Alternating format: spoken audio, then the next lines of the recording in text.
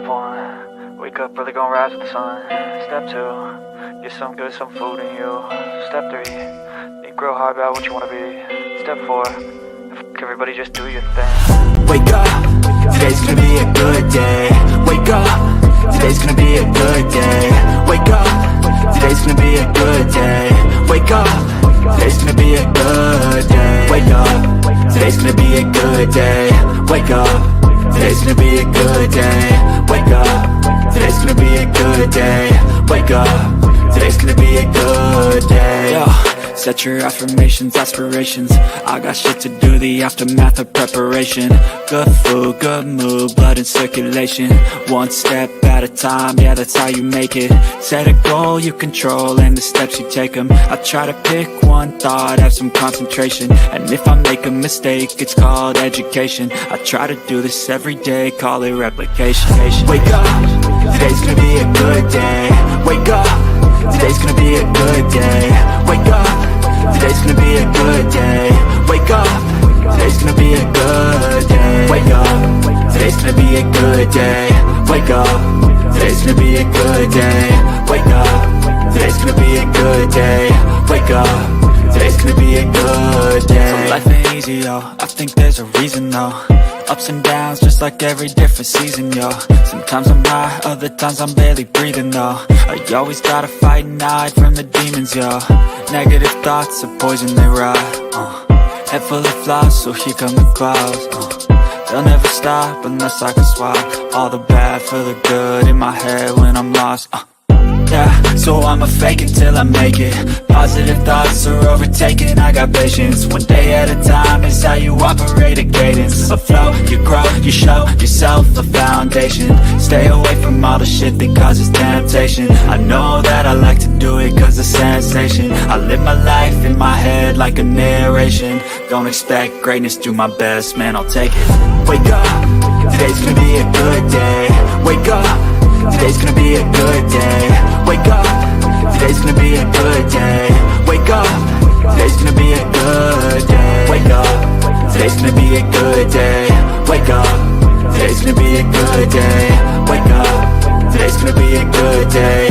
Wake up, today's gonna be a good day. Wake up, really gonna rise with the sun. Step 2, get some good, some food in you. Step 3, think real hard about what you wanna be. Step 4, everybody just do your thing.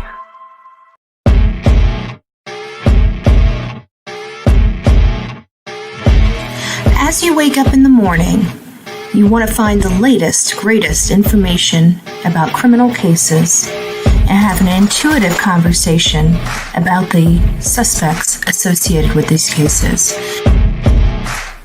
Head over to the Bullhorn Betty channel on YouTube.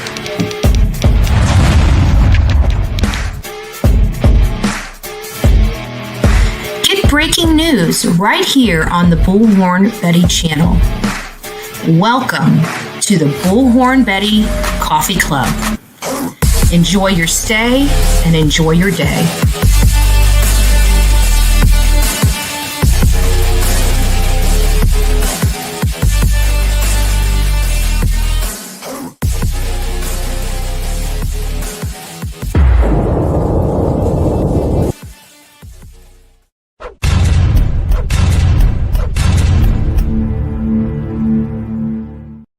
Welcome to the Bullhorn Betty Coffee Club.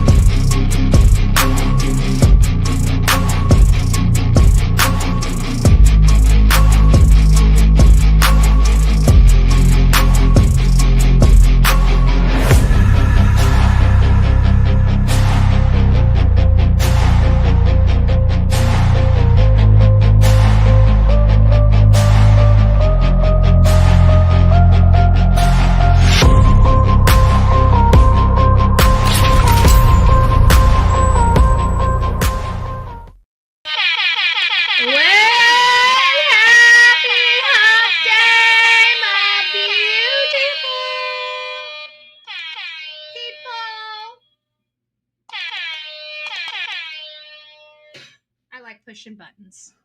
I like pushing buttons, and I cannot lie. The rounder they are, I don't know. I don't rap. Don't have me rapping. Anyways, guys, welcome to the Wednesday edition of the Bullhorn Betty channel. I am so sorry we are so late today. I had to do adulting. I had to get the oil changed, I had to get the yard prepared. I got somebody coming over here to work on my equipment, so I may have to, you might hear a doorbell in the background, and I might have to say, hold on, guys, we gotta give me a minute, because my equipment guy is going to be over here working on some equipment. So long story short, we kind of got off to a rocky start, and I got to tell you, I need a little Jesus today. I need a little Jesus. It was a hot mess express behind here. You guys are all in the chat, and my whole system just went, it went all over the place. Couldn't get the audio working, couldn't get my camera working, everything that could. This morning I come in here, Apple says, oh, you got a big, beautiful update. Please click this button right here so we can update your system. Otherwise, we're going to jam your system up so you can't use your computer. So please go ahead and update. So I did that thing this morning. Don't do that right before a show. But you know why I did it? It's because every time I come on here, we have a little technical issue, and then I realize I have an update, and usually that's the culprit of the technical issue. So we're going to get blessed. I have made the decision. We are pulling out the language of letting go, because if we don't, Betty is going to be on her own show. So for June 11th, we've got Stop Defending Yourself. Stop Defending Yourself. June 11th, language of letting go. Do you walk around wearing a suit of armor? Often if we were hurt as a child or hurt frequently as adult, we put on a suit of emotional armor to protect us from being hurt more. We lower our visor to avoid seeing the pain and block out all the hurtful sights. We pick up weapons, sharp words, manipulative behavior, acting out, anything that helps us defend ourselves against those who hurt us again. We get used to being in battle, and soon all of our life is a struggle. Many of us succumb to that. Stop fighting.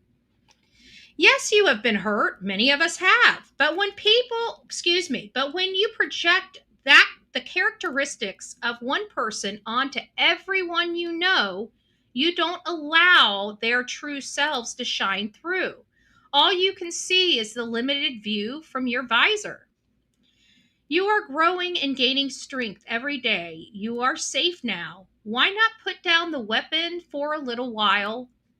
Lift your visor, remove your suit of armor, and see the people around you for who they are. Mostly kind, good-hearted, ordinary people just like you. They have been hurt and healed. They have won and lost. They have laughed, then cried. Open up to them, and allow the sharing to begin to heal you and your heart. God, help me lower my defenses today to be open to the good in the people around me and the good I have to offer them. So maybe it'll change my rough start to my day. Everything was going great. The day was going great. You know what? I got out of bed. Delilah got her rub down. She got to go play with Emily. I had my cup of coffee. I looked at the time. I'm like, you know what? Let's go get an oil change. Got an oil change. In and out of the oil change. Came back here. Took Delilah out. I prepared the video. I got a video out on the Deckers. Did I release that yet? Hold on. Let me make sure I release that. Might still be impending. On the other channel, we have a major update on the Decker case. Let me make sure I've got that released. Hold on here. It is not released, so I'm releasing it now. It's the path of travel for him. So I did this video. I did a live on TikTok. There we go. I did a live on TikTok, and I took the dog out to play ball.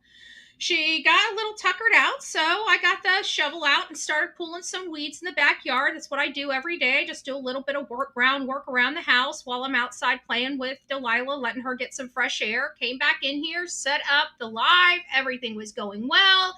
I got all my stuff together, and then all hell broke loose behind the scenes. Nothing's working. Clock's a ticking. And we still managed to start on time today. So that's my crazy morning. How's your crazy morning? Melanie, it's nice to see you. Lisa B. Always. Good morning, love. Why isn't this working? Good morning, love. Who else do we have? Our beautiful Melanie up in the house, telling everybody happy Wednesday. Betty, Delilah, mods, and chat. I hope everyone is doing well. Prayers to Sonia for a speedy recovery. Yes, let's keep our hands on Sonia. I haven't really bothered her because I know what kind of surgery she had, and I know how incredibly uncomfortable it is. I have reached out to her a couple times early when she first had her surgery, but I figured when she, she comes into the chat, that's when she's better, and we'll start reaching out to her when we know that she's able to not be in so much pain. I don't want her reaching for the phone and knowing that I caused her 1 ounce of pain just to see how she's doing, for her to tell me she's in a lot of pain, right? So just keep your hands and your eyes and your ears and your prayers on Sonia as she's healing from her major surgery. The Real Me Too is up in the house. The YouTuber is up in the house. The YouTuber.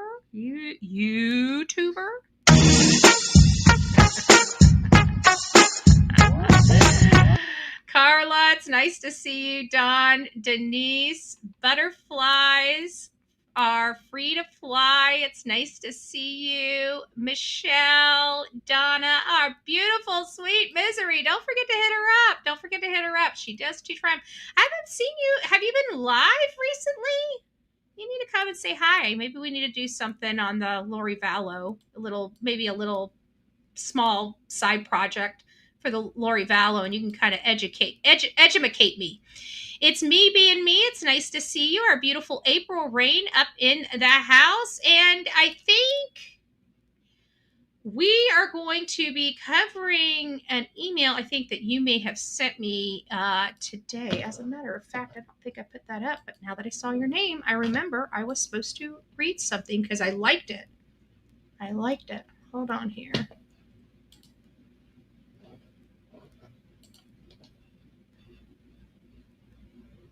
Oh, get me my damn account. Come on.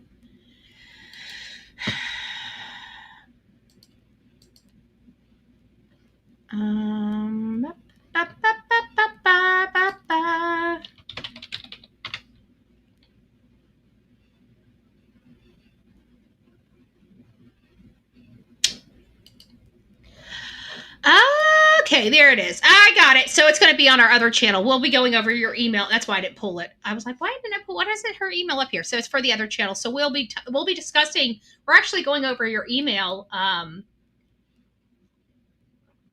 the other channel later today. So just thought I'd let you know. Why isn't this charging? Why do we not have a charge on the computer? Let's hope I don't lose my whole system. There we go. Don't want to be going down this morning. I'm telling you, it's crazy out there. April, it's nice to see you. Stars in the Sky Creation, it's nice to have you up in the house. Someone in hiding, good morning. It's nice to see you. West Virginia Holler Girl, hey. Phil from across the pond is here. Look who it is. Rosemary, good morning. Oh, and we got Jen followed right behind her. Hello, my love. Astrology for the Mystics with Jen. If you guys haven't checked her out, go over there and check her out. Rebel Princess, it's nice to see you. MC, it's nice to see you. BHB, a 3-year-old female kidnapped by grandma in Indiana. Okay, don't let me forget to circle back after we get through saying hi to everybody. 3-year-old, let me write this down real quick. 3-year-old kidnapped. Okay, in Indiana.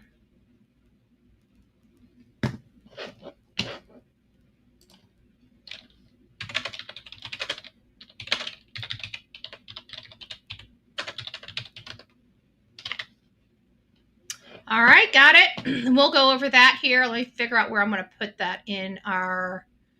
Maybe we'll put it after we talk about Brian Koberger. Okay, so I've got that up. So we'll go over that, MC. Thank you for that information. We got Tabitha. Is that right? Hold on. I just want to... Yes, Tabitha. Good morning, love. VA Dynamic. Chaos. It's nice to see you. Football Mom. JH. B. Betty fan. Nice to see you, my love. Frank, good afternoon, good morning, wherever you are from. Little Orange Man, it's nice to see you. Who else do we have? Aw, 16 months. Good gracious. How in the heck do you put up with my booze sit for 16 months? I'm just saying. It takes a special kind of person. We know you guys love me. Oh, Nero V, Lisa, it's nice to see you. Good morning, Kiki. 2025 True Crime, it's nice to see you, love. I hope you are doing well. Linda, good morning. Who else do we have? If I missed you, I am super, super sorry. Oh, Lady Dragon? Lady Dragon, good morning.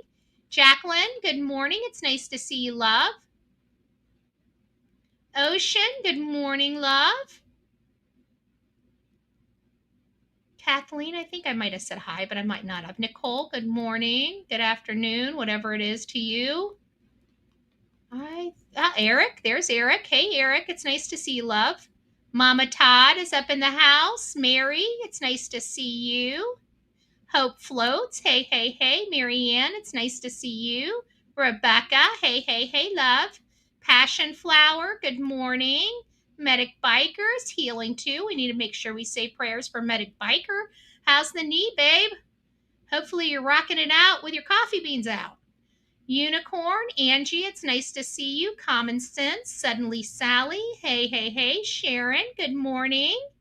Aw, Phil gifted a Bullhorn Betty membership. Thank you, Phil. God bless you for that. And whoever received your Bullhorn Betty membership, welcome to this crazy family we call the Coffee Club, i.e. the Insane Asylum. Grab your straight jacket in your padded room. Welcome to the crazy house. Welcome to the crazy house. It's fun over here in the crazy room. Crispy, it's nice to see you. Outer Banks, nice to see you, my love. Mama Bear is up in the house. Hey, love. Shirley H, hey, love. It's nice to see you. Our beautiful Michelle is here. Look at that. Blue-eyed dumpling. It's nice to see you. And Mike, thank you for the super chat. Good morning, Mike. It's nice to see you. Niner Nana, Passion Flower, good morning. Good morning, y'all. If you guys haven't, do me a favor, go out there and hit that thumbs up before we get started. We've got a lot of stuff to go over.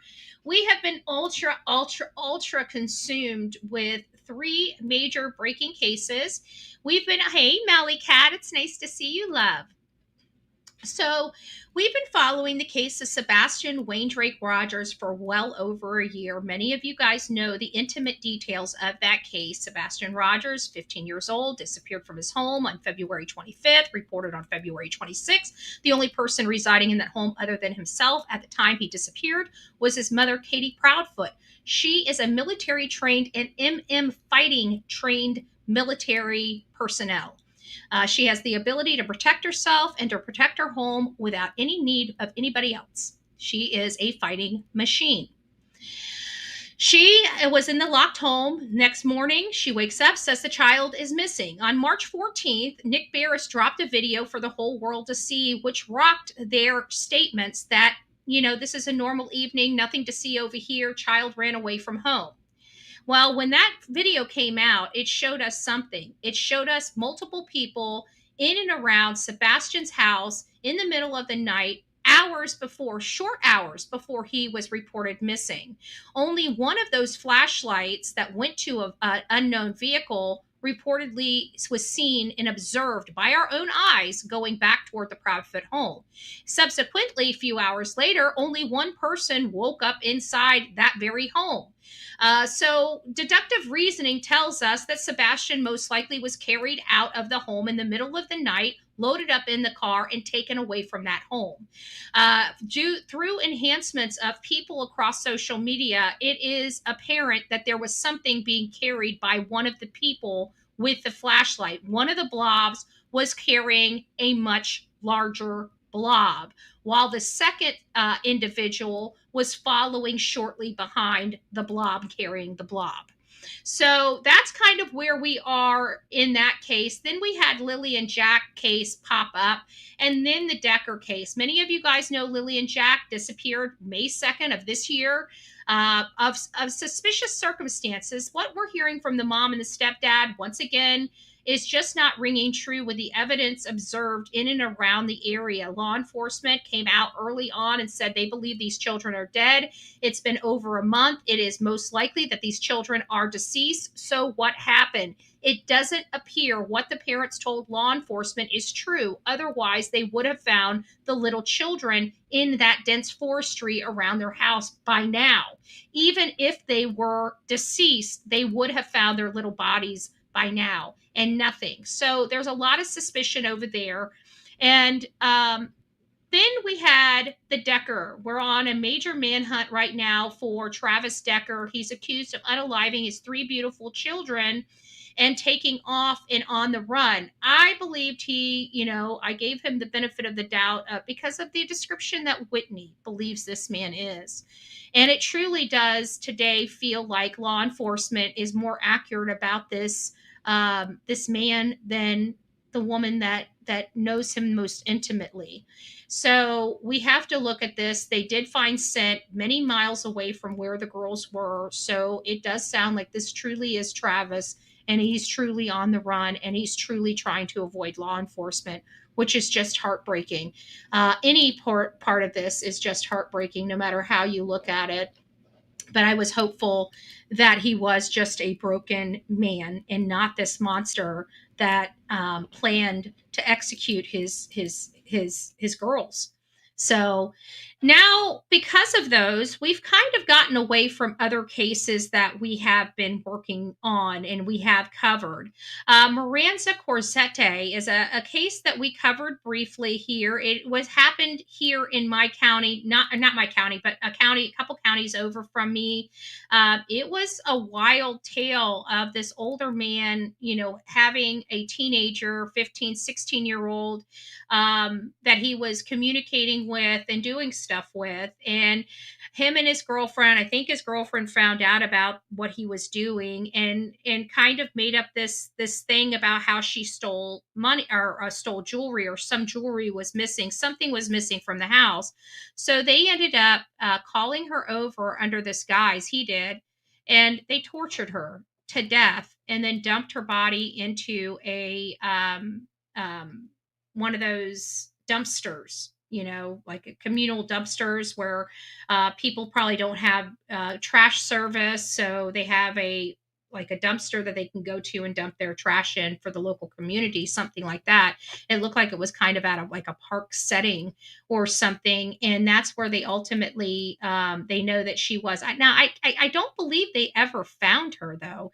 I'll have to go through. It's been a while since I touched base on this case, but I've got all the stuff up here of what we covered previously. This is an 8-minute video about her case, and then we're going to get into the updates, and then we'll move through the rest of these cases fairly quickly, and then get to the topic of conversation, which is Lilly and Jack and Sebastian Wayne Drake Rogers. We're going to be going over a lot of serious matters this morning, but one is highly, highly disturbing for me. Hey guys, Bullhorn Betty, I have some breaking news on a story that we covered yesterday. A teenager out of Hillsborough County was lured away, kidnapped, tortured, and murdered. And they still have not found her body, which they believe was put in a dumpster in Ruskin County. But we have good news to report.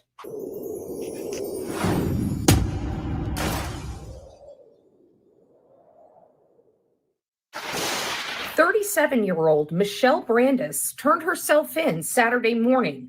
She is being charged with first-degree murder in her part in the murder of a 16-year-old teenage girl. Check out the information that brought the Bullhorn Betty channel to this case. Here's the details. They are quite disturbing. And it's in my state, and it's only an hour away from me. You'll understand why I'm kind of wanting all of my parents' attention. If you're cooking breakfast or whatever, I need you to stop what you're doing. And I need you to listen for 7 minutes. Because this is our children. They are being preyed upon.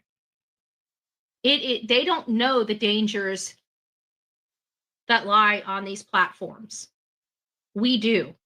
Some of the people I spoke with here in St. Petersburg say this story just makes your stomach turn, let alone the gruesome details. But the fact that it happened here in one of our communities. But still, as this investigation continues tonight, there are still some questions left unanswered. It's hard to imagine anyone could be so brutally cruel, but St. Petersburg police have identified a man, they say, kidnapped a teenage girl, killed her, dismembered her body, and then dumped her remains. Authorities believe Stephen Gress drove to this dumpster in Ruskin to dispose of 16-year-old Miranda Corsett. But that was 2 weeks ago, and whatever he left there has been hauled to a landfill. Investigators... That's what I was thinking. I recall that she was not found, but they found sufficient evidence. And trust me, we're the state of Florida. We have no problem taking circumstantial cases to trial. We are not a no body, no crime state. We have our forensic teams that we rely on heavily in the state of Florida to get the job done when we can't find the body. Maybe Tennessee needs to take a look at Florida. Just saying. Now looking for Michelle Brandis. They believe that she was with Gress when he tried to hide Miranda's body. There was an arrest made in my area. And this is very chilling to me. And I'm going to play this for you. Miranda Corsetti, the missing juvenile went missing on February the 24th. I am going to outline the timeline for you, but I want to remind you that this is an ongoing investigation. So as law enforcement continue to investigation, things could change at any moment. So here's the timeline how it first started. So yesterday afternoon, we had a witness that came in that said she wanted to provide us information on the missing juvenile from Gulfport. Based on the tips and investigation by the detective, we believe that 16-year-old Miranda Corsetti was contacted by 35-year-old Stephen Gress on a social media app. And I'm going to stop there for one moment and just want to remind all the parents out there, please, I'm begging you, please, make sure you know what your kids are doing. This has been one of the most contentious stuff that we are dealing with right now in our communities, and it's social media. It's these apps. These predators are preying on our children. And these kids, they don't know they're not talking to somebody their age. They think they're talking to somebody their age. They think they're meeting somebody their age, and they're snatched. We've just watched all of this unfold. We've had 3 major cases over the last several months of girls disappearing and being found hundreds of miles away from their home, and multiple men being arrested. So we have to be careful, guys. I mean, we know that this stuff is going on. It's only a matter of time. It could be your kid. You know whose kids it's not? It's not the kids that the kids hate their parents because they're so nosy in their personal business. You know whose kids aren't being snatched? Those miserable kids that hate their mommies and daddies for being too nosy. Those are the kids that aren't being involved in this. Just remember that. On social media. And to the kids also, if someone is contacting you and are not a family member, please let your parents know. So again, we're talking about a 16-year-old that was contacted by a 35-year-old. On February the 14th, we know that Mr. Gress went to Miranda's home, picked her up, took her to his house, which is located at 2708 27th Avenue North. He took her to the house. She spent the day there. We know he took her back on the 24th. On the 15th of February, we know she went back to the house on her own. Now, on the 20th at the house, there was some type of dispute over some missing jewelry. So from the 20th to the 24th, she was beaten and tortured because they could not find this piece of jewelry. We know that sometime there, she was then killed. Mr. Gress placed her body in his car along with his domestic partner, Michelle Brandis, and they drove her to Largo. In Largo, the detectives found evidence that Miranda was dismembered at that location. They then placed her in a car and they drove her down to Ruskin, where they dumped her into a dumpster. Okay, so that you guys got the gist. I'm not going to play the full 8 minutes. You guys can go check it out if you guys would like to see it. But you guys got the gist of what happened to Miranda. And so there's been a new statements coming out. Police have identified, obviously, the suspects, which is Stephen Gress. The estate of Florida teenager who was allegedly tortured, then unalived after meeting a man on Grindr using the LGBTQ dating app. Miranda, 16, endured relentless physical and SA at the hands of the Grindr user. According to a copy of the federal lawsuit, police have identified 35-year-old Stephen Gress, who's now in custody and awaiting trial on first-degree murder and kidnapping charges. The state attorney has filed a motion stating that it will be seeking the death penalty if convicted. So they are, we don't play in Florida. They are seeking the death penalty in this case. Now, I don't know if what is going to go on for the girlfriend, but we'll see here. She was savagely beaten and targeted and then dumped on February 25th. The victim's life was abruptly extinguished. So this just happened at the beginning of the year.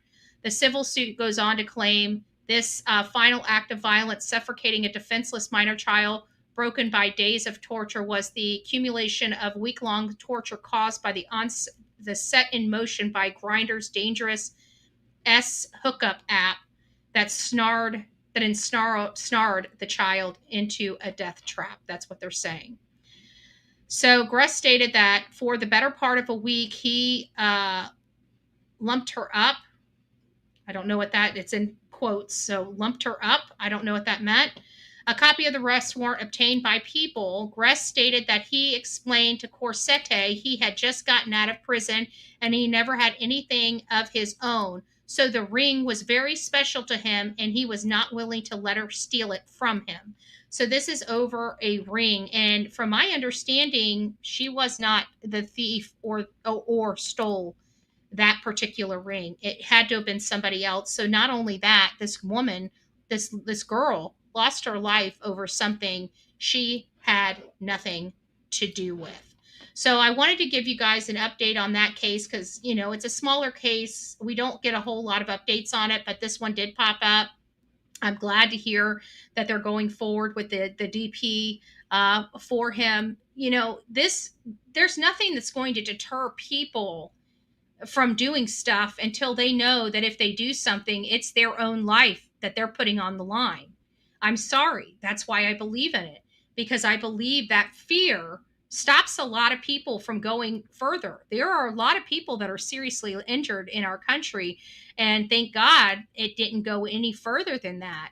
But it makes you wonder if some of these laws help reel these people in. I don't know. Another case, they took God, prayer, godliness, guidelines for life from God to protect each other with the 10 Commandments. Introduced faux evolution theory teaching, no God, no hell to pay. Yet they give these Bibles to prisoners that then give Bibles to prisoners. I don't know. I hear everybody finds God in jail, so maybe that's where they need to go. I don't know. Getting on another case that we haven't talked about. Rex Heuermann. Rex Heuermann is the serial Killer from Gilgo Beach. He has been accused, I think he's up to 7 by now. I think he's been accused of 7, maybe, I'm pretty sure it's more than 6. I think he was finally charged with the 7th body several months ago. Well, as you guys know from the origin of this case, that his wife, Asa Ellerup, she signed a $1 million peacock deal to have them follow her life and talk about Gilgo. And what I'm hearing is she is putting on quite the show for the documentary, the production. She was talking about how Rex Heuermann was her hero, how he saved her. He might be her hero, but he's many, many, many other women's villain, monster. And it's so hard, it's so hard. But she talks about, her life with him. I got to see younger pictures of Rex and her. He didn't look the man he is. I mean, he looked, younger. He was still a big guy, but he didn't have that almost demonic etching in his face. He wasn't so chiseled like he is now. He almost looks more demonic as he aged than when he was younger. So I just thought that was interesting that she would use the word hero. That just, I can kind of understand why people, it's not this woman's fault. Many people believe that if you're a serial unaliver, the family knows. I truly don't believe the family knows. I think they are as much, I think that they witnessed some things. Like for BTK, his daughter talked about how he never hurt her, but he was very volatile. So he would just lose a gasket, just fly off the handle, but not physically, just verbally, from what I'm understanding, just get from normal to really, really hot, just like that, is the way she described him. So I think that there were some telltale signs, but they didn't equate those weird signs to him being out there hunting women, and I just can't imagine that. And that is one of the things, because I truly don't believe these serial unalivers care, because it's a mental thing. I don't think that they care about their family. I really don't. I think their family is basically their cover story. I think that they are able to lead this double life, but I think that their family is in many cases completely has no clue. They know that they know that they walk around eggshells, sometimes here, sometimes there. They never know when he's going to be frustrated or upset. At least that's my understanding from the description BTK's daughter had explained to everybody. She tries to express and help other children dealing with the same thing, because she didn't know. And there was some things like where Asa and her daughter's hair, from my understanding, were found on some of the victims. And so people were, assuming that this was a family affair, that this was the whole family involved. And I just want to remind you to go back to those original footage of when they were doing the raid of his home. His home was not well kept. His home was damn near close to a hoarder's house. It was very cluttered. It had a lot of stuff everywhere. And why am I telling you this? Because your hair floats, okay? Your hair moves from one surface to another, especially in an environment that is not as clean as you would like to, or that you keep your own home, right?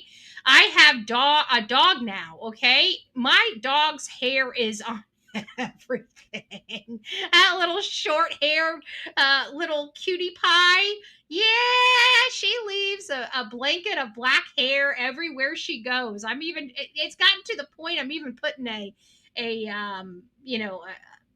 towel on my passenger seat because she's got it covered in hair. So Yeah, it's me, Jen. Oh, did I tell you thank you? I wanted to go through here. Thank you guys.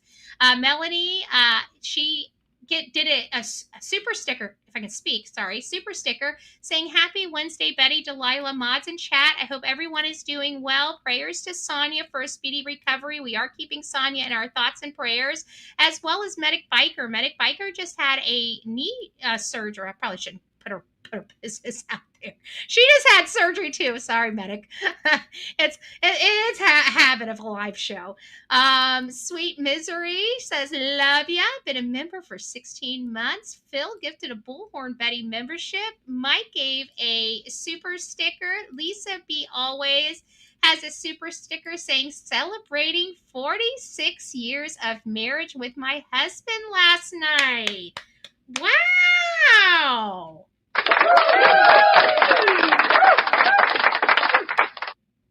So how has he survived 46 years? How have you not killed? How are you not debuted on my show yet? No, I'm just joking. What's the secret? What's the secret? Let me tell you, fellas, what the secret is to a happy, long life with a woman. I'll tell you the secret. It'll change your life. I know I got a few men in here. This will change your life. Okay, you ready? Guys, listen. You want to have a happy wife? There's a secret sauce. You want to hear what it is? It's very simple. It's 2 words. Yes, dear.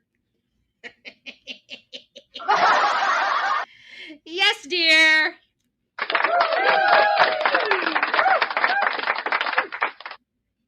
That's how you make it to those golden ages without being shown on the Bullhorn Betty show. All right?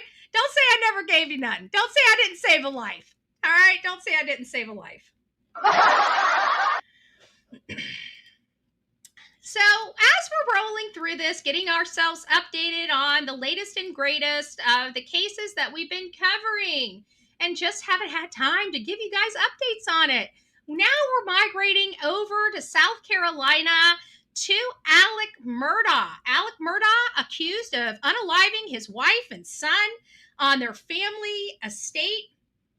It is just crazy. And how did he get caught? One of the victims' recordings. His son recorded him out there when he told law enforcement he had not been out there. So once the information came back from his vehicle, and it was in the middle of trial, we're at trial. GMC did not turn over the stuff from his vehicle. They said they didn't have it or something like that, and that was brought up in court. And then all of a sudden, like within 24 hours, they have the full file on Alec Murdaugh's truck and his movement. They didn't have it when this trial started. I know, I was there. So they get this thing, and that was it. They could tell where he went, how long he stopped, how fast he was going, whether he took a right turn, whether he used a blinker, whether he applied his brake. They were able to even identify that his truck was at his mom's house and stopped at her driveway by a row of huge trees, and was there for like 2 to 3 minutes, a significant amount of time for being in the middle of the night and stuff like that. Long story short, he was convicted, and then another whole situation blew up with the clerk of courts, Becky Hill. She had wrote a book co-authored with Neil Gordon. Neil Gordon, highly respected author, smaller type of documentary type of person, but well known, I have to believe, especially from the Alec Murdaugh trial. I got to meet him and his wife, great people, nice as nice can be. I don't ever anticipate that he even knew what Becky was doing. He was just wanting to write the book. It was Becky that chose the path that she chose to have the information for the book. But it's really sad because it put us in a pickle where it is possible that Alec may have to be retried for this. And it's all because of this stupid clerk that chose fame over integrity. I just don't get it. I just don't get it in our society. I truly believe if you manifest it, it will come true. You just have to work at it. Don't do dirty, underhanded stuff. But the interesting thing is it doesn't seem like it's been that long. But it's been 4 years. It's been 4 years since the family murders out there with Alex Murdaugh. And of course, with Becky's arrest, where do we go from here? Is he going back to trial? I have no idea, but I know that they are working on it. And experts are weighing in on the possibility of overturning that murder conviction. This is not good for for this case at all. So kind of that's your Reader's Digest version of it.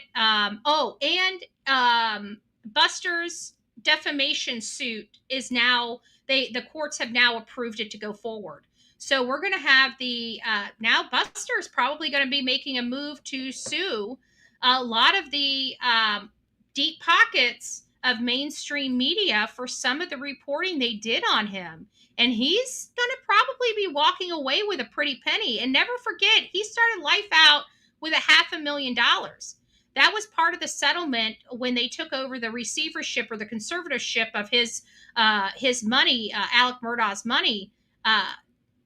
It was Buster that was getting $500,000. Even though all these people out there were robbed blind by his father, he gets a payday, $500,000 payday. It's very, very, very bothersome. And now he's probably going to get more of a payday for the reports that were going on about him. But there were some, like people were, one of the major defamation things is the sexual orientation and, the private, intimate details of somebody's life. Those in most cases, unless there's a purpose for it, unless there's a justification for it, those things are typically off limits. Now, if we're dealing with a S crime case or something, those details would probably be more involved in the topic of conversation than an unaliving of a mom and a brother. But they were talking about his, possibly being homosexual. And in this day and age of 2025, homosexuality is widely accepted more so than it once was. So it's not a big deal. But for somebody that's not homosexual, that is heterosexual, that can be very, detrimental to them emotionally, mentally. You know what I'm saying? Just like the opposite, you have somebody that is gay or lesbian and people thinking that they're with the opposite sex or something like that. It makes them feel a little uncomfortable. And in the same way be true for everybody. And so that, I think, is going to be the biggest part in it, And then there was, and that was related to the whole Stephen Smith part of their conversation. That's because Stephen Smith, everybody knows he was a gay man in Colton County, Tennessee, or excuse me, Colton County, South Carolina. And, they're kind of a little different. I'm not going to say that they're not different. Okay. Like, for example, when I went to the wing house that they were at for the boat, I'm going to tell you, racism is live and well in that area of South Carolina.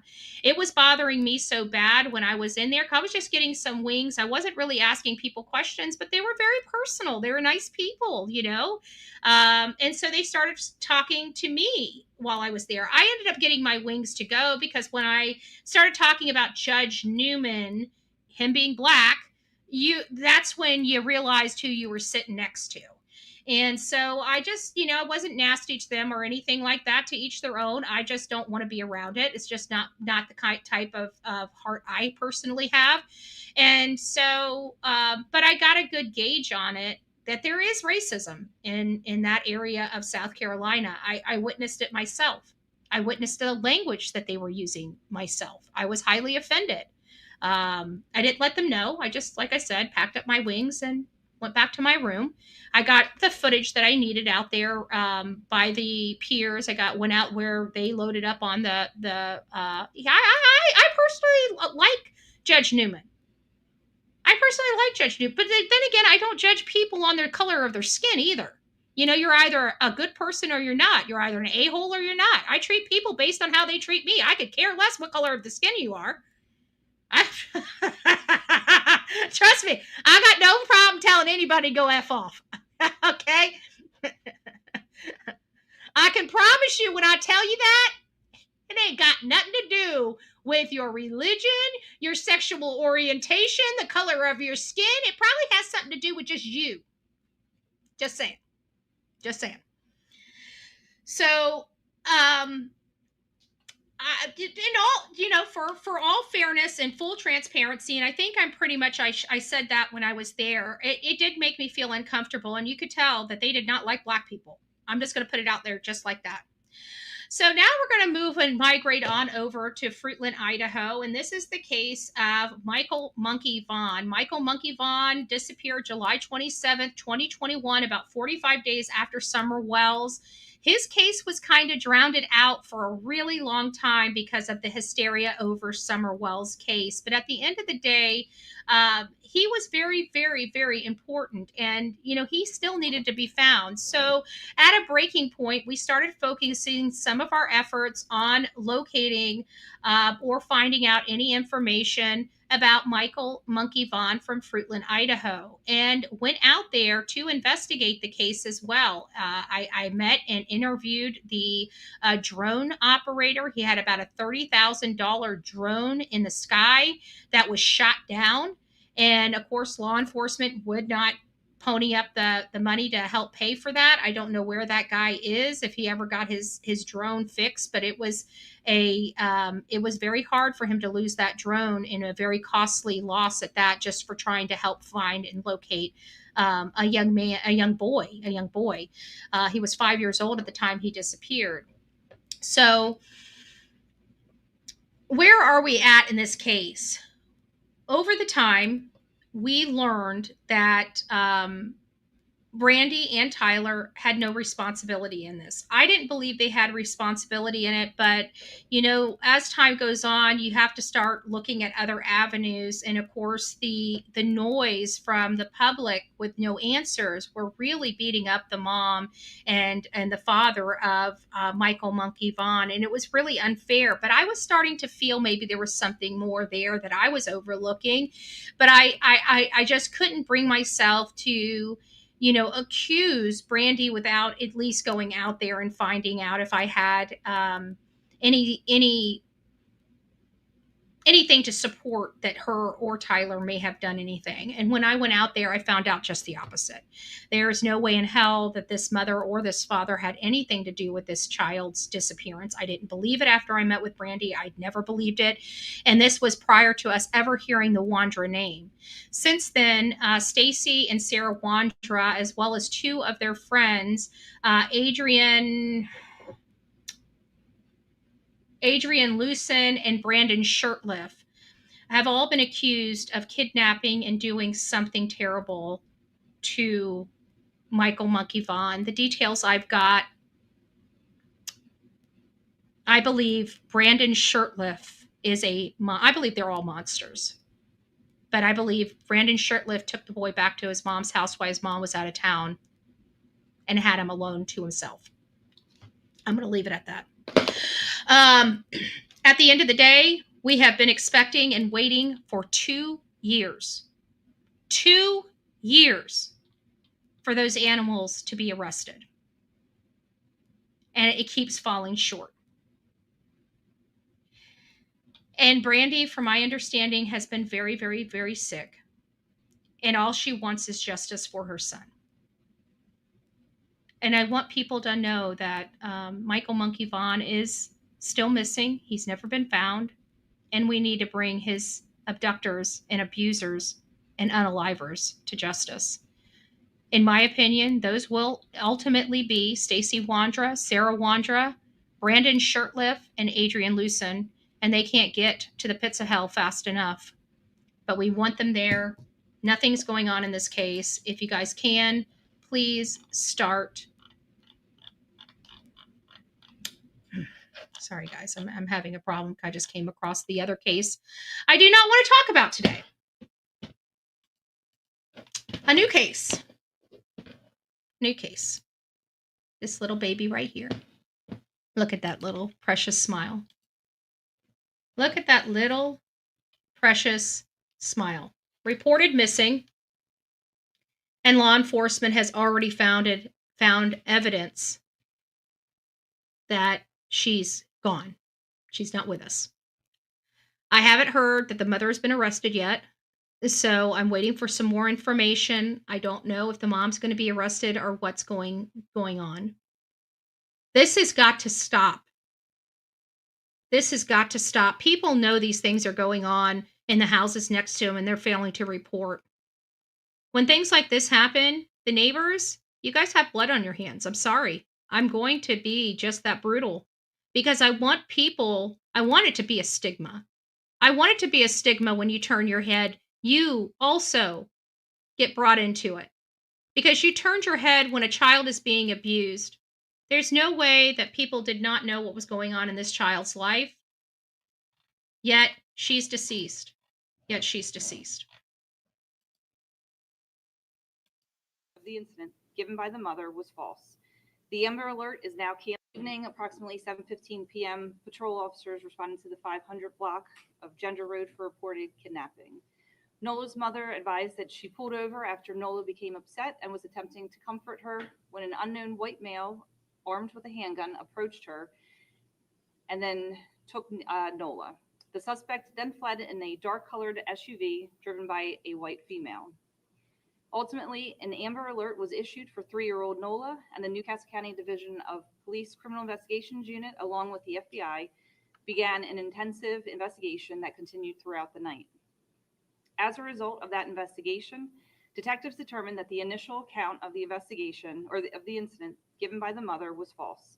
The Amber Alert is now canceled, and there is no danger to the public. Sadly, this incident is now being treated as a homicide investigation by the Maryland State Police. Our detectives are continuing to work closely with the FBI and Maryland State Police. Additional information will be released as it becomes available. We'd like to thank everyone who has called in and provided possible tips and information. My issue is this is going all over the country.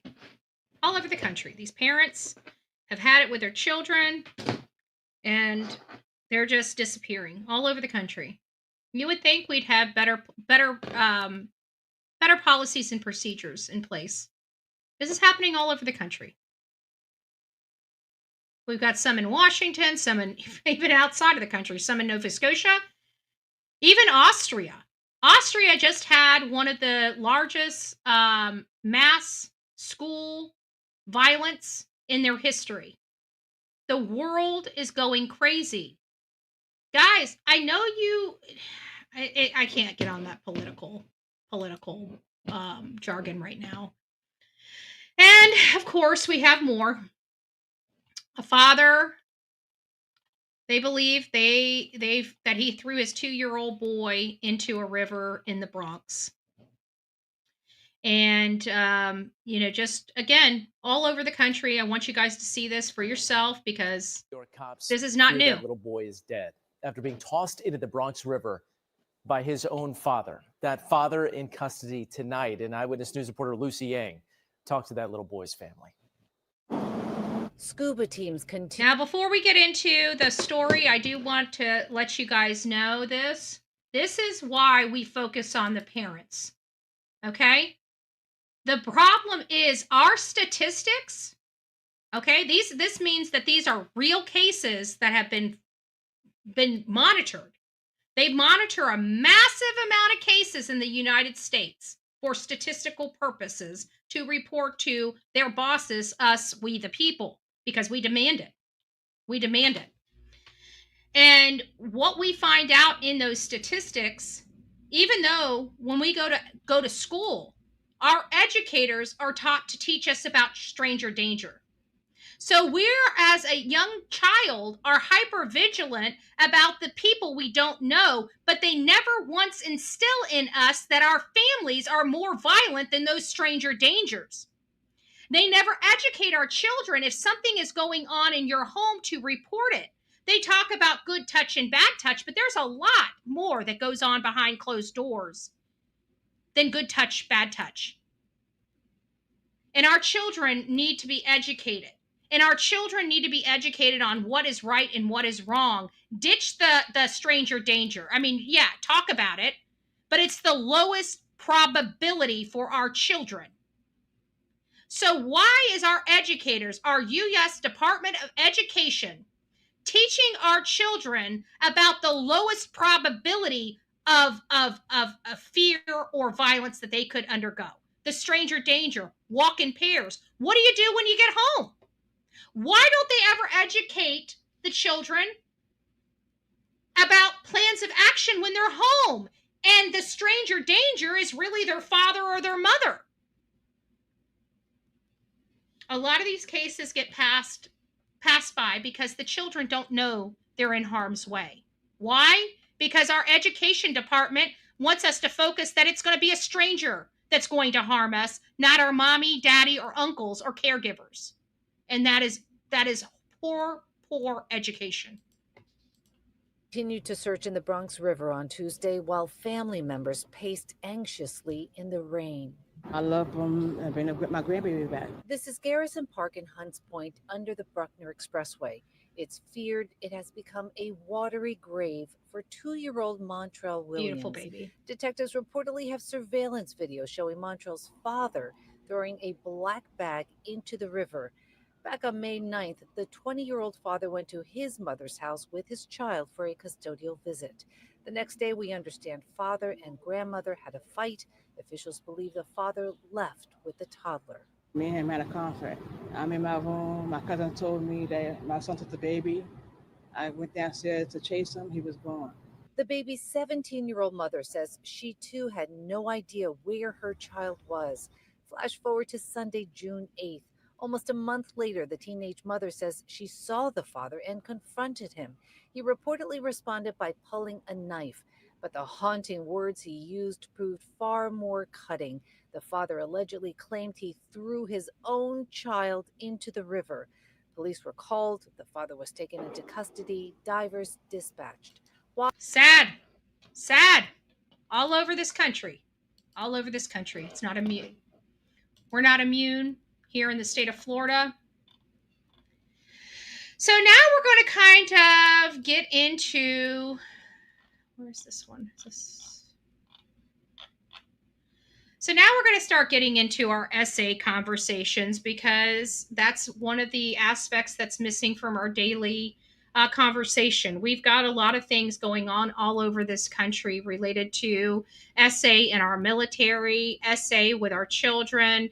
A lot of states are really fighting back and doing, passing new laws to protect children, making it easier to prosecute bad actors or people that are enticing children out of their homes and things like that. I feel like we're doing better. Okay, I don't think it's solving the problem, but I do believe we are doing better here in the state of Florida, and I'd like to see other states follow suit, because we're not getting enough new laws passed protecting children, even though children appear to be a prime black market item.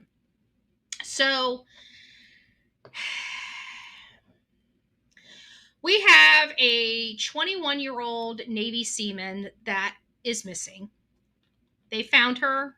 Another seaman is now in the custody of the NCIC.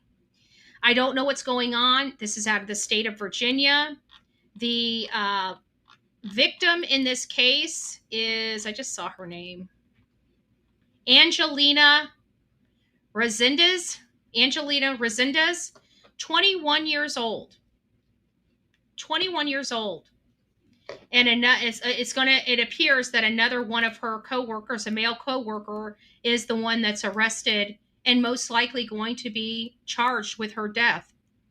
This people that are paid by us to protect us are having these problems in the barracks where men and women are having problems. The FBI just rounded up 244 suspects during a child SA exploitation sting. The FBI is doing this. Ocala, Ocala, we had a man in one of the stings hit one of the officers trying to flee arrest from one of these this is all just recently. So what does my Governor DeSantis do? Now, mind you, I'll never vote for Governor DeSantis, ever, not after this election. He has lost my support, but he's still doing what's right for the state of Florida. So I do respect that. But he approves a mess of laws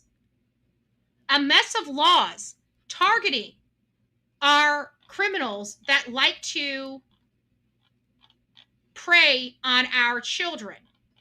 So there's some that aren't. Where is it? If I can get this thing to stop bouncing all over the blessed place. Let me let the freaking advertisements pop up. This is ridiculous. Can't even move the damn thing down. Jesus. Okay.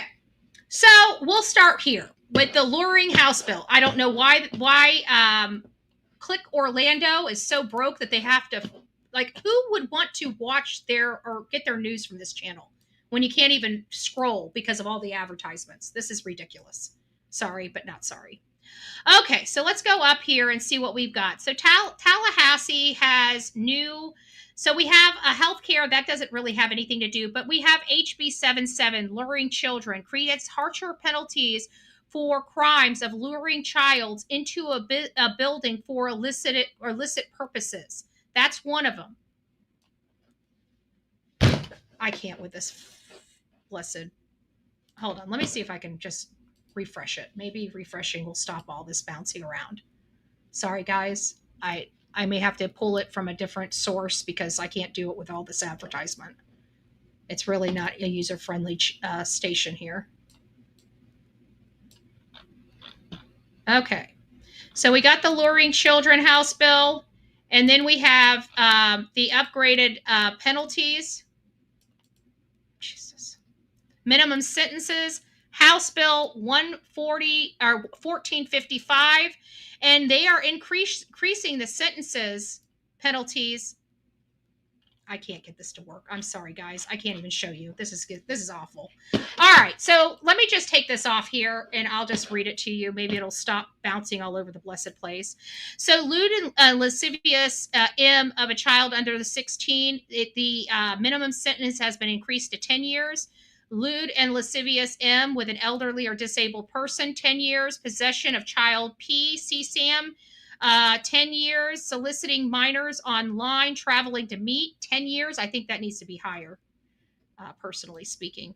Transmitting child CSAM, 10 years. Possession of child the CSAM with intent to promote, 15 years. There's a lot. They even have some in here for 20 years. Use of child in SA, 20 years. But if a child's under the 12, you're looking at DP.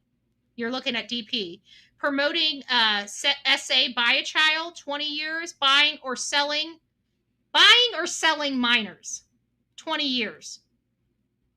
Really? 20 years? For black market human tea? 20 years. Governor, that should be 40 at minimum.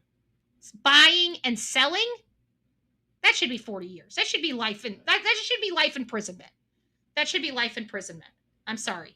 This day and age, life imprisonment. So, again, it's not a perfect, it just shows that we are moving the needle in the right direction. At least the state of Florida is focusing on the health and the well-being of our children. What is Tennessee doing? There is that. So now we're going to move back over to Moscow, Idaho, or I guess it would be Boise, Idaho, because that's where this is going to end up going. And this is for Brian Kohberger. Many of you guys know I covered the Brian Kohberger case. The girls lost their life along with Ethan on November 13th, 2022 in a crazy sharp-edged I don't know. What can I say? I'm just going to say it. If YouTube is really going to beat me up over it, they can. They were stabbed to death in their off-campus housing in the middle of the night while they slept. It is absolutely appalling what had happened. And now we're learning that it may be Maddie Mogen that was the original target, which we kind of knew because they started up on the 3rd floor. And we had learned that Kaylee Gonzalez was not supposed to be there. So we have a situation. Why did I say Kaylee? You guys know what I'm saying. Why do I have a situation where we didn't know who the primary target is? I knew based on him going to the Greek restaurant. I can't remember it. Mad Greek. There it is. Mad Greek. 2 people worked there. Maddie Mogen and Xana Kernodle. They were the only ones that worked there. And Kaylee was already gone. She just happened to be back to show off her Range Rover and to go out. And that was it. She was heading to Texas. She was done. She was done with school. She was not supposed to be there. So we kind of knew that it was a toss-up between Maddie Mogen and Xana Kernodle. But because they started on the 3rd floor, not the 2nd floor where Xana was, I've always believed that the target was Maddie because of the information. I was, there for a while. It was bouncing back and forth between Kaylee and Maddie. But once we found out that Kaylee wasn't there and had already moved out, she just happened to be there visiting this particular night. And only this particular night, that changed the factors quite a bit, leaving us only with really Maddie that it could have possibly been because he started on the 3rd floor and worked his way down. I believe Xana and Ethan, as well as Kaylee, weren't supposed to be there and weren't part of this massacre. I don't think they were supposed to be, but they were. Right now, they're trying. Ann C. Taylor is working very hard right now to try to postpone this trial yet again. We have been waiting since December 31st I think it was December 31st or December 30th, since we learned of Bryan Kohberger's name. We have been waiting for him to go to trial. We have been waiting to see the evidence against him. And he has a pit bull for a defense attorney. And while I do appreciate it, I want a pit bull for a defense attorney. It limits the amount of appeals that could possibly hold weight later down, like the whole Alec Murdaugh. Look, it's been 4 years since he's been convicted, and there's a real possibility this man may have a new trial into the allegations of whether he unalived his wife or son. Now, they were able to get the financial records because they opened Pandora's box. Is he going to open Pandora's box on the next trial? Is there enough reasonable doubt that he might walk after unaliving his wife and son? All because of this stupid clerk. These are the reasons why I want a pit bull for a defense attorney, because I want to limit some of this stuff that could be a double-edged sword later down the road and overturn or undo everything that was done. But the delays and the delay tactics that the defense is using, I don't know. This judge, in all fairness, everything I can see, it doesn't seem like he's buying it. But if she comes up with enough of an argument, he may be forced to. But I like Bill Thompson because all of this is related to some of the leaks that came out in that documentary related to this case just recently. And there was some information that was withheld from the public and somehow got leaked into this documentary. So they're using that as being prejudicial, not being able to, potentially find a jury.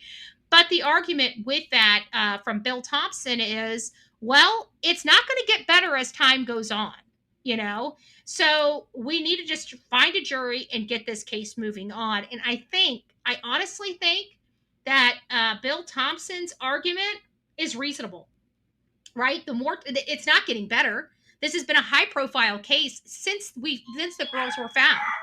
All right, guys, give me just a second. We're going to be moving on with another case here in just a second.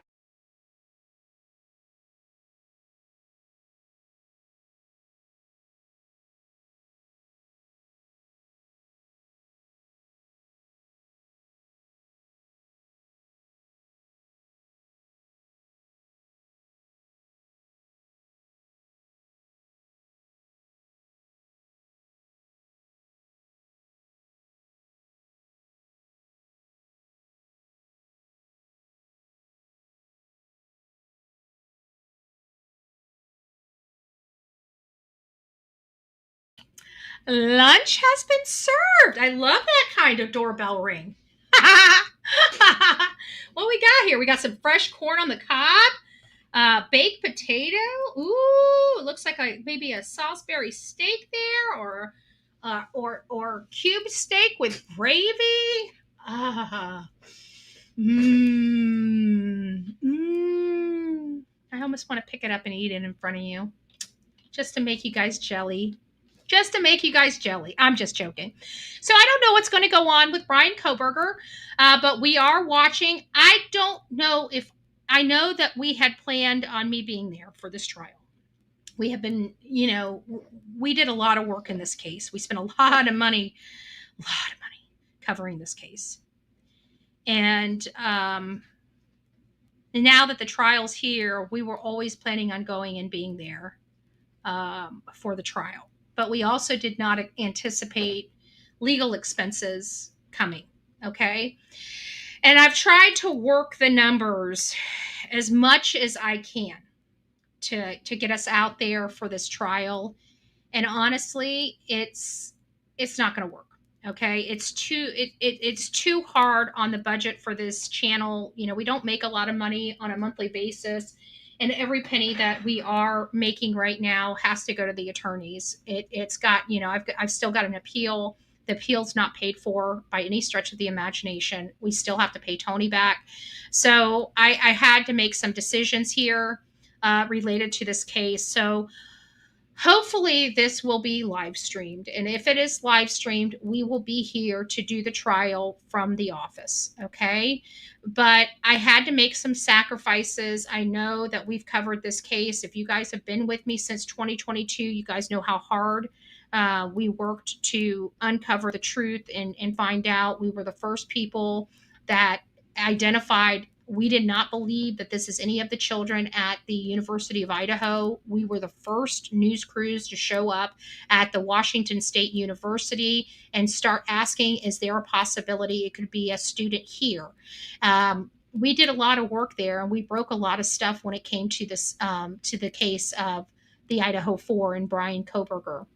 Now, it is a very personal case to me. We met the family. We got to learn about the girls. We got to learn about how special all 4 of these individuals were. And it's just hard. We missed the tearing down of the house. It was too costly because every time we go out here, it's about a $5,000 trip. Okay.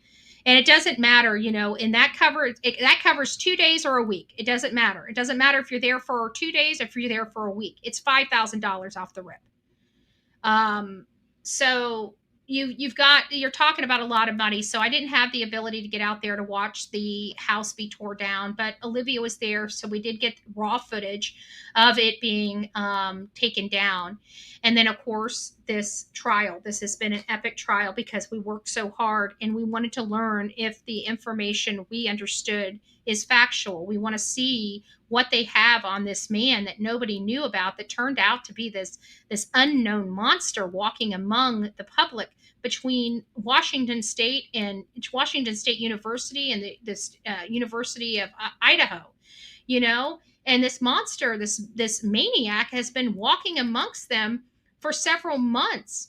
But I had always believed he went out there. All the information of everything I understand about serial killers, it told me that he finally, when he was in the Remslin, the lady that wrote the BTK book and had a relationship, when he went there and I started seeing that, I knew he was interested in what was making him tick. I felt like he was in those classes to understand himself. And so I had taken a bold statement early on in this case and said that I believe he purchased that knife in Pennsylvania because I really believe the reason why he picked Washington State University was to carry this out. It was the furthest university away from him. And despite him being a PhD student in criminology, there were better, more recognized programs closer to his home, yet he chose the furthest state away from his home. So I made the bold statement of saying I truly believe that knife was purchased back in Pennsylvania.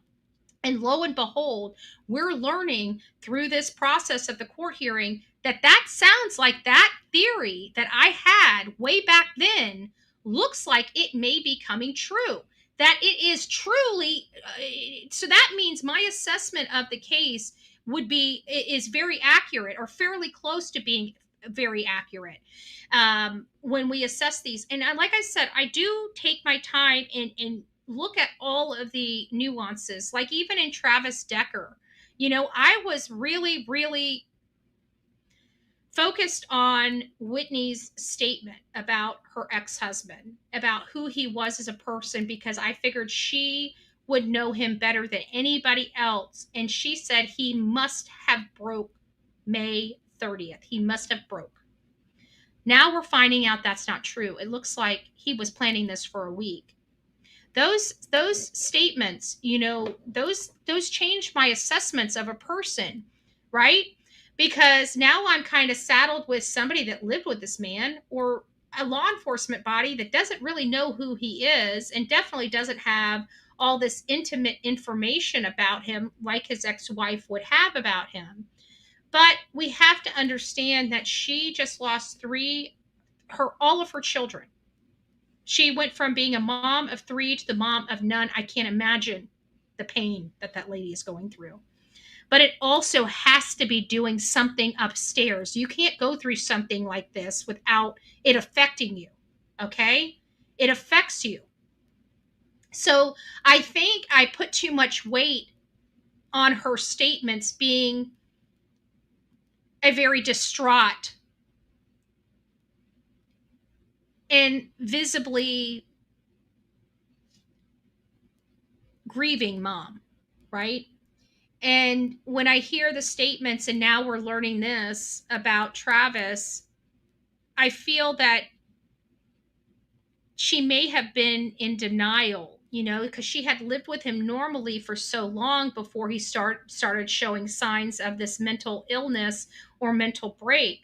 So I think she was still, she still has this image of who he used to be in complete denial that this mental illness has changed the very being of him to make him this calculated animal that can, take his children out. So now that we have some scent in place for Decker, I'm on board with he's a monster and he planned this, and that the information law enforcement has been providing us is information that is true, accurate, and correct. Now, because they said they believe and stuff like that, I felt like a lot of these things were just assumptions on their part, but it may not have been. It sounds like they're on target to capture him. It sounds like they're hot on his tail. I think that they're going to be cornering him soon. If he's running, and if that is truly him, I believe they're going to be cornering him soon and getting him in custody. And it's just like, I don't want to see his face breathing. I don't. I'm sorry. I don't want to see his face breathing. All right, guys. So that is kind of the end of our breaking news segment. This is all the information of all the cases. We do this occasionally when we are just bogged down with, cases that we're entrenched in. We kind of lose focus on the other cases that we were once entrenched in that are still ongoing. So every now and then I just have to take a break from the cases to give you guys the updates on the other cases that we've covered in depth. We've covered Alec Murdaugh in depth. We haven't covered Rex Heuermann in depth, but we covered Michael Monkey Vaughn in depth. And we haven't really covered. So we have, out of the 4 cases that I brought forward to you today, we've covered 2 in depth and 2 just surface level. But we do need to get updates on it, because as time goes on, we start losing track and we forget the cases even exist altogether. Believe it or not, it happens all the time. So we've had an opportunity in throughout all of this, talking about our major cases that we're covering. So those major cases were Sebastian Rogers, Lilly and Jack Sullivan, and the Decker sisters. We're not going to talk about the Decker sisters or Travis Decker on this channel more than just surface level stuff. We've designated Bullhorn Betty crime stories for all of the coverage on the Decker case. So if you guys haven't signed up to the Bullhorn Betty crime story side, please do. So let's get in here to the case of Lilly and Jack Sullivan. As many of you guys know, I have reported yesterday that the case is now silent. It's ghosted. We are not having any more conversations from local law enforcement in Lansdowne, Nova Scotia, or anything related to the Canadian Mounted Police. They are no longer providing any more updates on it at this time. There is no conversation or updates coming from Daniel. The mom has been absent since the very day after them. So this case, for our purposes, until something breaks in it, we've got no information. And we have no way of uncovering information, because Canada follows different rules and guidelines than we follow in this state. And so it made it very difficult to even research this case, first and foremost. It was next to nothing. We could not get any historical information on mom, the stepfather, or their family, creating even a more of a void in pocket to identify personalities, behaviors, and traits. So we've been absent for those analysis. And then we're back over here with no news from anybody. So this case has gone dark. This case is ghosted. I'm not going to say this case has gone cold, but I truly believe now we're officially scaled back on the searches and now fully into a criminal investigation into a homicide of these children. I don't think that they're looking at these children being abducted. We know early on they said no abduction. They're not looking at that avenue. They were looking at the real possibility of these children wandering off. But after a month of searching and not producing not one piece of evidence out in that woods to show that those children ever entered those woods, is now putting the spotlight squarely on Malehya Brooks-Murray and Daniel Martell. Both of them. Not one, both. So I know some people have, are softening up their hearts for Daniel. Stop. There's something not right with him. We've expressed that since this case has been ongoing. He knows more than he's saying. I don't know what he knows more about, but I truly believe right here in my heart of hearts, that man knows something. Something is going on that we don't know about. They are not telling law enforcement or the public the truth about the day before or that morning. Something happened. Something happened. So that's where we are with them. Again, focus squarely on mom and stepdad. Squarely on mom and stepdad. Sad. We got 2-year-olds being thrown off bridges into water. We've got 3-year-olds being, reported missing, abducted by white people. This stuff goes on and on and on. And that's why it angers me so much, is because, like I tell you guys, every single time we're here, I feel like we're running the same story over and over again. The only thing we're changing is the faces and the names. And it's heartbreaking. It's heartbreaking. On a different side, though, Sebastian Rogers, which I do feel the case is going cold, but we're not going to let it stay cold. We're throwing hot water on it, right? We're going to throw hot water on the Sebastian Rogers case. Sebastian Rogers case is another case that is very personal to me. I absolutely cannot stand and do not believe Christopher Proudfoot, hashtag Chris Proudfoot, or Katie Proudfoot, hashtag Katie Proudfoot, or Terry Bowersocks, or Kathy Bowersocks, hashtag Kathy Bowersocks, Terry Bowers socks. Sumner County can kiss Bullhorn Betty's white little patootie. Hashtag, hashtag, hashtag, hashtag. Those parents that are ghosting the world now after taking their victory lap dance for trying to run my name through a mud on lies, have now ghosted their entire Battle Axe team. They have ghosted them. They're not talking to them. They're in hot water. And trust me, every single thing that them, and their team have done will be answered for at some point. You'll be answering, they, rephrase it, they will be answering to Bullhorn Betty.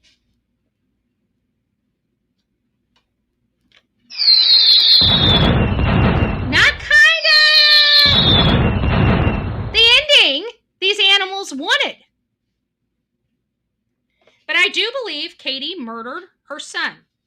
And I do believe Christopher Proudfoot, excuse me, let me rephrase that.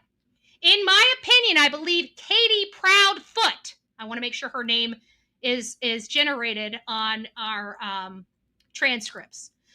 So I want to make sure that Katie Proudfoot is well documented on this particular channel, that I do believe Katie Proudfoot, the mother of Sebastian Wayne Drake Rogers, that likes to beat up on people in the middle of the night, that can't control her own bad behavior, that likes to smoke pot and drink. And yes, I do know there was pot open and out on their table in front of two people that went over there to get an interview. So now Mr. and Mrs. Pothead, I just want to let you know that I do truly believe that Chris and Katie Proudfoot are responsible for the disappearance of Sebastian Rogers. I truly believe if they did ship him off to another home, or this was custodial interference, I truly believe law enforcement would have found him, and so would Seth. I love Seth to death. He is a friend that is going through probably the worst time in his world. He would not be my friend right now if his son didn't disappear. But his son did disappear. And what Seth has been through is bull. No parent should ever have to go through that. And that was courtesy of Christopher and Katie Proudfoot, as well as the Bowers socks. Let's not forget to throw Terry Bowers socks and Kathy Bowers socks right up in there, because those are some evil people. That is an evil family, an absolutely evil family. I can guarantee they won't put their hands on me or talk to me like they talked to that one chick. What is her name? Something Lynn, Terry Lynn. They'd never talk to me like that. They put their finger in my face, I'd have broke their finger. And then I'd have them arrested for assault after I broke their finger. Done it before, we'll do it again. You do not have a right to stick your finger. If I feel that I am in a situation where you could cause me bodily harm, I don't have to let you put your hands on me. And neither does anybody else. You're not required under any law, under any state, that you are required to have somebody put their hands on you before you defend yourself. Nobody, and I mean nobody, will put their hands on Bullhorn Betty. When I go into my county meetings, and it's a contentious county, the law enforcement officers know they just tap me on my shoulder and tell me, you got to go, I'll leave. You put your hands on me, you're going to have back problems, because I'm dropping like a sack of potatoes to the ground. Don't touch me. Don't touch me, and don't get in my personal space.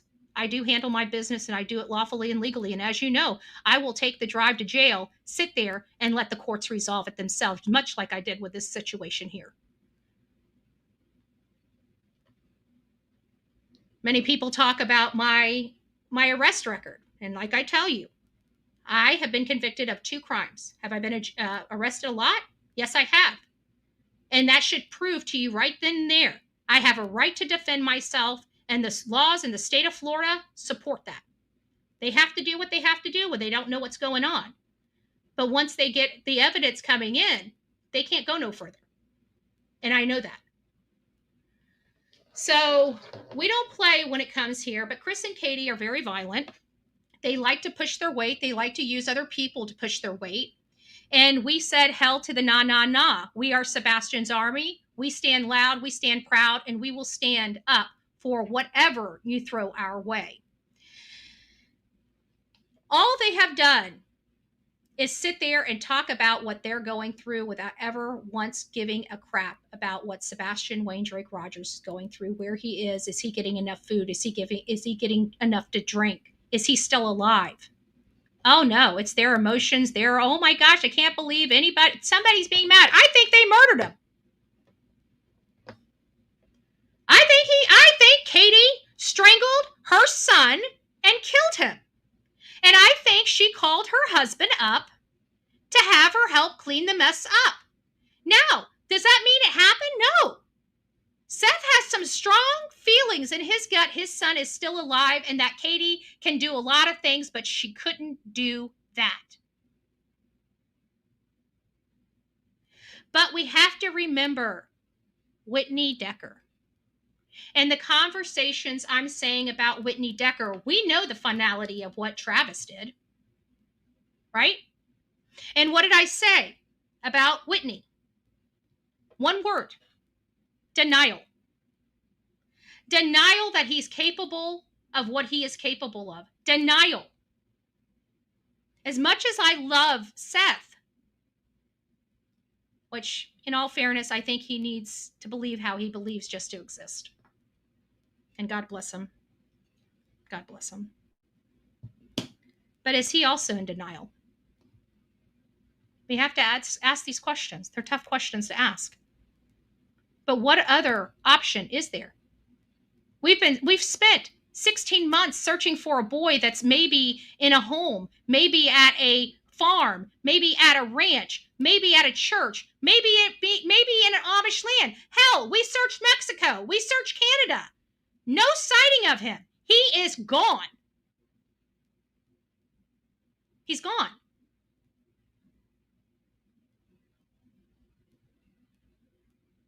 He's gone. Nobody has seen him. Nobody has seen him since February 25th. Nobody. Every single lead that has been called in for Sebastian has been followed up. They've put their eyes on those people. They were not Sebastian. Therefore, he's never been seen again. The last and final sighting of Sebastian Wayne Drake Rogers was when he left the Texas Roadhouse on February 25th, and he has never been seen again. That is not an alive boy to me. I thought Travis Decker is in the woods deceased. Well, we've got a man running around out there. Doesn't sound like he's deceased. They got the pulse on him in a week. Where's Sebastian Wayne Drake Rogers? Chris and Katie, no more.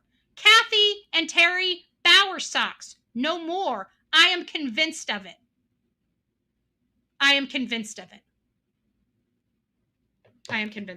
No, we're not going to stop talking about Sebastian Wayne Drake Rogers. And while Chris and Katie might want to put their tail between their legs and run like, well, I guess they've been running since the day he disappeared, haven't they? Keep running. Let them keep running. Because at the end of the day, they just ghosted their whole entire mad cow disease clan of misfits. And they haven't been talking to them. They haven't been releasing information to them. They fired their PI. They fired their PI when I told you they fired their PI. They want nothing to do with these people because it's coming back to bite them. All that stuff on Chlamydia's channel?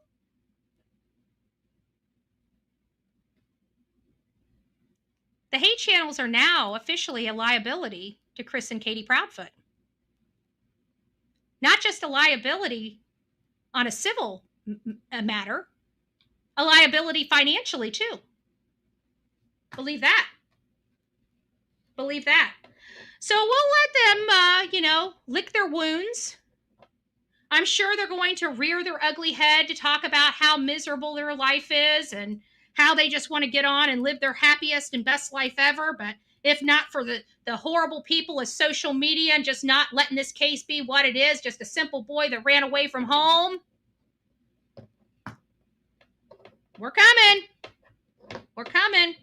Bill Lee, we got some requests for you. We'll be seeing you soon.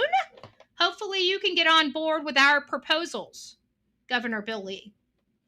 And then lastly, the final, which we don't do entertainment here on the Bullhorn Betty channel. We just don't do entertainment, okay? We don't do entertainment. We don't get into the hip hop. We don't do any of that. Why? It's not my cup of tea, y'all. It really isn't. 20 years ago, when I was out there in the club saying, what? Raise the roof, right? That was a different story. But this day and age, I look at Hollywood as one of the most immoral places in America. I look at California as the plague. No offense to my beautiful Californians. You guys used to have a gorgeous, beautiful place, and some parts still do. But it's getting worse and worse, and I think any California can admit it, because I got California friends that complain to me all the time. My aunt and uncle moved from there. All right? So don't think I'm anti-California. I had family over there, still do, as a matter of fact. They moved away from there because they can't take it anymore. And trust me, they do not have the political appetite that Bullhorn Betty does. I'm like a normal American family. I'm the conservative black sheep. You know how it goes. You know how it goes. But they don't believe they left California, y'all. California started going downhill over 20, 30 years ago. They moved 20, 30 years ago when it started making the turn. They go back and visit. Delilah, are you okay? Oh, ooh, careful. Oh, she got an upset belly. Get it out. Mommy will clean it up. Go ahead. Are you all right? Got a little acid in your stomach? Something not sitting right with you? Oh, you need a baby. Oh. Come here, sicko. Come here, sicko. Come on. There you go. There you go. You're not doing well. What's going on with you? Are you all right? Are you all right? I know. I don't want anything happening to you. There you go. Feel better? Sorry. Did you get some water? All right? Okay. She's okay. She's okay. So I don't get into the, the entertainment aspect of it. But let's face it, I'm from, I was rocking it out, hip-hopping it out in the 90s, okay? We know who P. Diddy is. We didn't expect him to be so, ugh. That man makes it just, my skin crawls now. I'm sorry. I keep wondering how many women look at him now and their skin crawls. I want nothing to do with P. Diddy. But I gotta tell you, it's been pretty, from what I'm hearing, pretty wild and entertaining in that courtroom. He has been nodding his head. The judge was going to throw him out. You know what? I almost want to put a bet on it. Maybe we should bet. But I almost want to put a bet on it. I think before the trial ends, he's not even going to be at his own trial. I almost want to put a bet on it. Maybe we should. It's illegal to gamble. We can't get into illegal stuff. All right, Betty. All right. Well, I still want to put a bet on it. I almost think that, like, P. Diddy, I think he's, for whatever reason, I have a feeling that at some point, he's going to be thrown out of his own trial. I really believe he's going to be thrown out of his own trial. I think he has had no self-control for so long because he's been P. Diddy, so he could just snap his fingers and have people jumping. And now it ain't like that. He's dealing with a whole different mindset. He's dealing with prison. He's dealing with schedules, when you got to go potty, when you can eat. He ain't getting the luxury of life of where he can walk out of his room, go to his $25,000 refrigerator and pull himself out a $25,000 snack. Okay, he's in prison, federal prison, waiting trial. I never knew that there was this much thuggery. I mean, you should have known. We knew about the East Coast, West Coast rivalry of the 90s, okay? That was when, crack was just blowing up everywhere. We had, the hip hop was coming in. But see, the thing is this hip hop genre brought in basically, it basically gave thugs in the ghetto multi-million-dollar contracts. And these people, they're thugs in the ghetto. They didn't know how to act, in my opinion. Now, do I think that it was the lifestyle that they were raised in and stuff like that? I mean, I get, the history and stuff like that behind it, but think about it. You have thugs, gang members, thugs in the ghetto getting $1 million contracts. What did they think was going to happen? Gangsters. Thank you. Gangsters. Getting multi-million-dollar contracts back in the 90s. What did these people do? They hustled. Why? Because they're gangsters. Money ain't changing the game. It's just getting them on top of it. That's all it did. That's all it did. The people were still the people. They still carried around the guns. They still had rivalries. They still wanted to unalive each other. They still wanted to have gunfights in the middle of the road. I mean, you're talking about gangsters, thugs with multi-million-dollar contracts, the best freaking, straight shot gun you could have. They're driving around in Mercedes Benz with Glocks hanging out the freaking windows. I mean, it was an insane time for America back in the 90s. It was insane. It was insanity out on the streets. I mean, not on our streets because, we weren't in California or New York. We weren't really in it, but we watched it. We watched it unfold in the news. We watched it unfold in the newspapers. Well, now Diddy kind of took the game. We didn't know how. I had no idea he was involved in Tupac Shakur, or, I wasn't really in it. Biggie. Everybody knows the history. We had some major names just gunned down because they're all gangsters. They have the thug life. You don't get out. There's only two ways out: prison or death. So now we're here, and Diddy kind of took the game, but we did not realize how much he was thugging. And not only was he just thugging, he was getting an arsenal of blackmail materials from all of these big parties that had all of these big celebrity names to it. And he was taking that blackmail and blackmailing these people.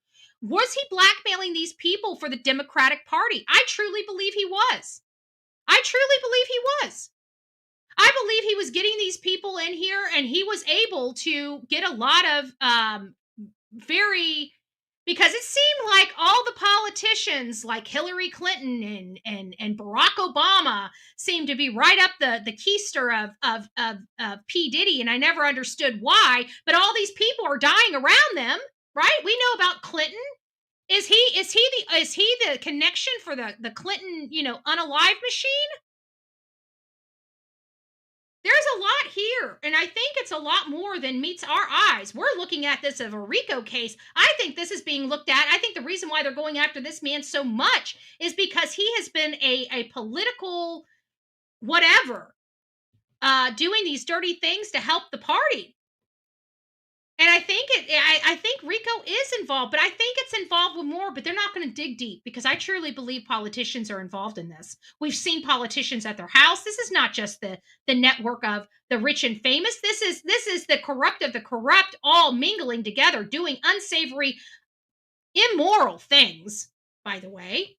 Listen, to each your own. You guys want to be freaky deeks? To each their own. I'm not judging, right? You have one life to live. If that's how you want to live your life, you go ahead and live it. But I'm sorry, I know a lot of people, and you cannot tell me by the time you're done doing something like that as a woman, you feel great about yourself. You cannot tell me that once you go to one of those freak-offs, you feel like a real woman walking out. I have to think that you pretty much feel used, abused, and feel like trash. And I'm here to empower women, not take away from them. And I think it's more powerful. And I think women have more class by not passing it around. Okay? It's more of a, I don't know, maybe a gift. So I don't know what's going on. Is Diddy going to make it through his trial? I think we need to start polling. I really do. I don't think he's going to make it. I don't think he's going to make it. But you guys let me know your thoughts on P. Diddy. Do you think he's going to make it through to sentencing?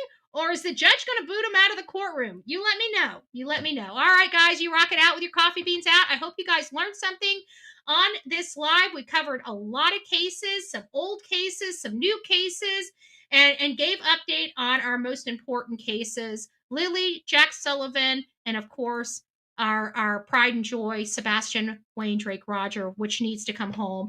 I hate being so blunt about what I think happened to this poor boy, but at the end of the day, I think we need to start shaking the tree a little bit. I'm sick and tired of this case going cold. It shouldn't be cold. To me, it's pretty crystal clear what happened to this child. God bless. From the East Coast to the West Coast, we are everywhere true crime is. We are asking for the public's help. We are searching in the woods. We are doing what it takes here on the Bullhorn Betty channels to find answers to the most alarming cases we have been watching on the news. I can tell you personally that I have traveled this entire country seeking these answers and bringing that content right here to you here on the Bullhorn Betty channels and Bullhorn Betty Crime Stories. We are happy with the work that we've done.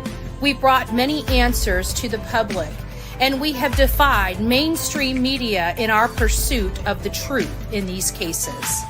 We will continue to work, we will continue to fight for these victims, and we will continue to tell their stories here on my channels.